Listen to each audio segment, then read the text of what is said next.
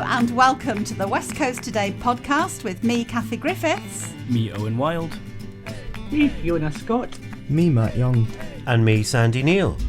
Let's get the party started, and that's exactly what happened at Lochaber Live at this sold-out weekend when 3,000 people packed out Fort William's Nevis Centre for the 3-day band-packed festival. We've got a full report and cracking photos of the celebration that was all about the very best of Lochaber.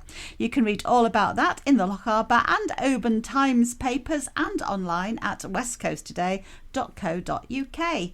A date has been set for a public hearing over Scottish Sea Farms' appeal to quash action, stopping it from discharging certain antifungal fish treatments, including formaldehyde, into a protected loch.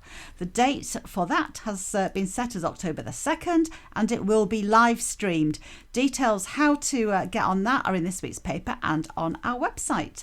And rules are rules, say World Stone Skimming Championship organisers, who announced with great regret that they had been made aware of doctored stones being used by several competitors at this year's event on Easdale. Showing good grace, there was no naming or shaming of anyone, but there has been a warning that next year's stewards will be even more vigilant than ever.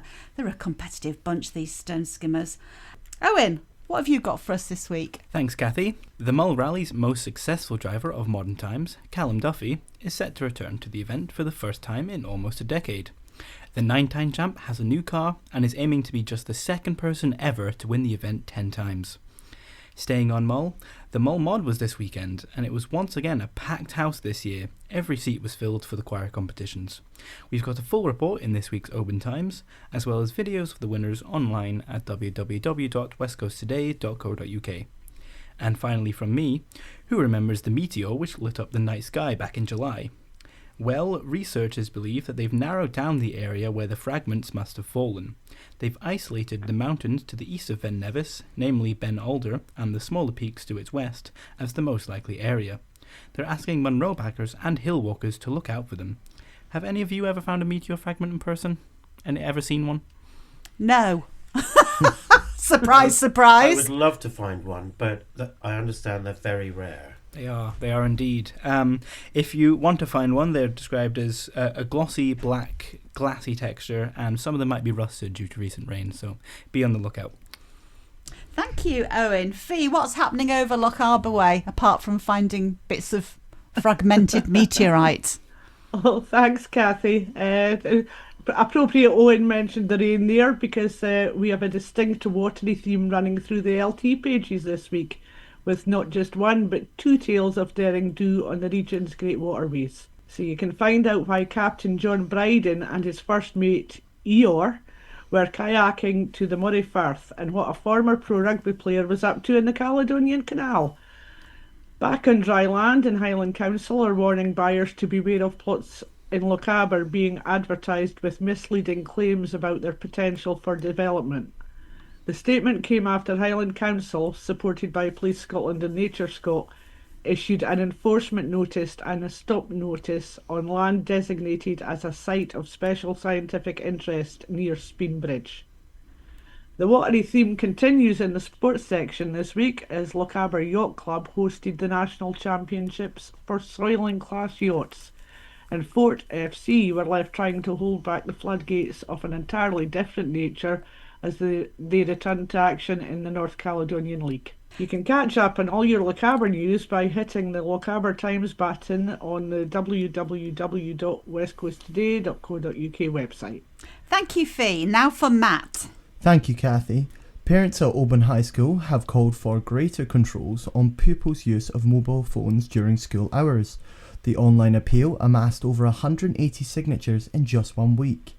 Meanwhile, a council official has revealed that the cost of Craigmuir's new ferry terminal has almost doubled. Inflationary pressures have been blamed for the higher figures. And on our website, find out how Argyll and Bute Council are repairing your roads for winter this year. Brrr, winter, brace yourselves, folks. It won't be long. Winter is coming.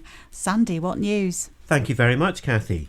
Well, councillors have called for the visitor levy process to be paused in Argyll and Bute ahead of a full council meeting on September the 24th. The call comes after a consultation showed that the majority of over 3,000 respondents were against a 5% visitor levy in its current form. 6 Argyll islands have united to protest to the Scottish Government, saying the Ferry Disruption Compensation Fund is unjust and divisive. Ministers have set up a £4.4 million compensation scheme to support Hebridean islands damaged by years of ferry disruption. But the scheme is not open to all affected islands. And finally, from me, councillors have agreed to allocate a bequest of £40,000 to create a bridge linking Oban Rugby Club with Mossfield Stadium. Kathy, over to you. Thanks, Sandy. That's all from us this week. Remember, you can pick up copies of our papers at the usual retail spots or subscribe to our website at www.westcoasttoday.co.uk. We love hearing about your stories and seeing your photos. You can contact us on 01631 568 000, email us at editor@obantimes.co.uk, or go to our social media platforms. For now, that's goodbye from me, Kathy Griffiths. Goodbye from me, Owen Wild. Bye from me, Fiona Scott. Goodbye from me, Matt Young. And goodbye from me, Sandy Neal. Bye. Bye.